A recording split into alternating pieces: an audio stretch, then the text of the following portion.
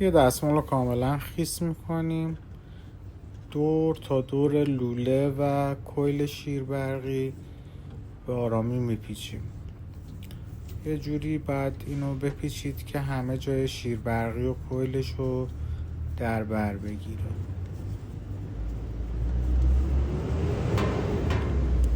از ناحیه جوشکاریتون هم یه مقدار عقب باشه که بخار آب اذیت نکنه سرپکتون رو و بتونید راحت جوش بدید. همیشه یه تیکه ورق بذارید زیر کارتون، جاهایی که جوشکاری میکنید به بدنه دستگاهتون آسیب نزنه. خب این دیگه یه جوش عادیه، نه تنه کار میخواد نه نقره روکشدار، با نقره معمولی اینو جوش میدیم.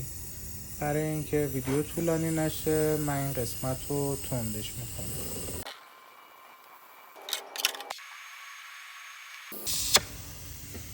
بعد از یه چند دقیقه که قشنگ کویل و شیربرقی و لوله ها خنک شد، شروع میکنیم دستمالمون رو باز کردن.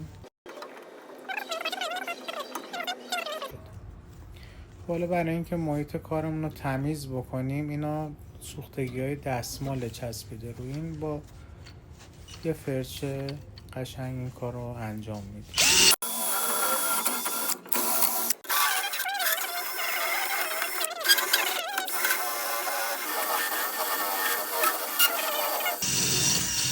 همونطوری که مشاهده میکنید کاملا تمیز شد محیط کار.